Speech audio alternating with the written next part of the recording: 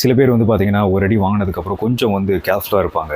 அதுவும் சோஷியல் மீடியானா, இப்போலாம் வந்து ரொம்ப நீங்கள் உஷாரா இருக்கணும். இல்லைனா உயிரே வந்து எடுக்கக்கூடிய ஒரு வெப்பன் மாரி இப்போ சோஷியல் மீடியா மாறிட்டுருக்கு. அந்த மாரி ஆல்ரெடி வந்து ஒரு 2, 3 அடி கிட்ட மிஸ் கீர்த்தனா வந்து வாங்கிட்டாங்க. சரியா? மினிஸ்டரா வேற இருக்காங்க.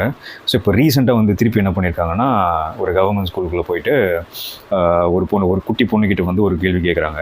அந்த பொண்ணு வந்து தெரியல அப்படின்னு சொல்லுது. ரைட்டா?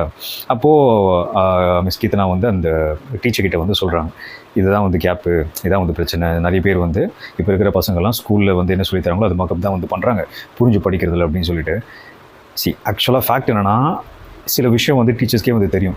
இப்போ என்னைய வந்து எடுத்துக்கிட்டிங்கன்னா, நான் ஒரு பாயிண்ட் வரைக்கும் வந்து பார்த்தீங்கன்னா, ஹிந்தியை வந்து மகப் பண்ணி தான் படிச்சுட்டு இருந்தேன். எனக்கு புரியல, எனக்கு வந்து மண்டையில் ஏறல. எதனால் அப்படின்னா, எனக்கு அந்த திறமை இல்லாமல் கிடையாது, எனக்கு அது கற்றுக்கணுன்ற ஒரு இன்ட்ரெஸ்ட் வந்து வரலை. ஆனால் ஒரு பாயிண்ட்டுக்கு மேலே வந்து பார்த்திங்கன்னா, மார்க்ஸ் அப்படின்றதுக்காக சரி ஓகே ஃபைன், இதை கற்றுக்கணும், இது புரிஞ்சு படிக்கணும் அப்படின்னு ஒரு மைண்ட் செட்டில் பாஸ் மார்க்லாம் வந்து வாங்க ஆரம்பித்தேன். அதுக்கப்புறம் ஓரளவுக்கு வந்து ஹிந்தி ஓரளவுக்கு பேசுவேன், ஹிந்தி வந்து அதுக்கப்புறம் படிப்பேன். ஸோ இதெல்லாமே வந்து பார்த்திங்கன்னா, ஸ்டார்டிங்கில் வந்து சின்ன வயசுலேயே இருந்து அந்த ஒரு புரிதல் உங்களுக்கு வந்துருமான்னு கேட்டால் வராது. சின்ன பசங்க.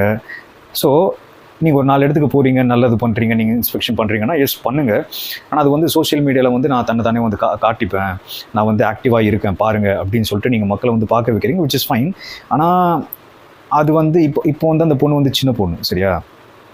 அது வளர்ந்ததுக்கப்புறம் வந்து இந்த வீடியோலாம் அந்த பொண்ணு கண்ணுக்கு தெரியும் போது ஒரு மாதிரி எம்பாரசிங்காக இருக்கும். மேபி அப்போ வந்து யாருக்கு தெரியும், அது ஒரு பெரிய ஆளாக கூட வந்து இருக்கலாம், சரியா? சொல்லலாம் முடியாது. அப்போ வந்து லைக் ஒரு மாதிரி எம்பாரசிங்காக இருக்கும். அந்த பொண்ணு பெர்மிஷன் இல்லாமலே வந்து போடுறதுன்றது ஒரு விதமான தப்பான விஷயம் சொல்லிட்டு நான் பார்க்குறேன். அண்ட் டீச்சர்ஸ் வந்து பார்த்தீங்கன்னா, ஸ்டூடெண்ட்ஸுக்கு வந்து வருஷமாக வந்து கிளாஸ் எடுக்கிறவங்க, ரைட்டாக? சும்மா வந்து 1 வருஷம் 2 வருஷமோ எக்ஸ்பீரியன்ஸாக உள்ளவங்க மாதிரி தெரியல அந்த டீச்சரை பார்க்கும்போது. ரொம்ப வருஷக்கணக்கில் எக்ஸ்பீரியன்ஸ் உள்ள ஆளுங்க மாதிரி தான் இருக்காங்க.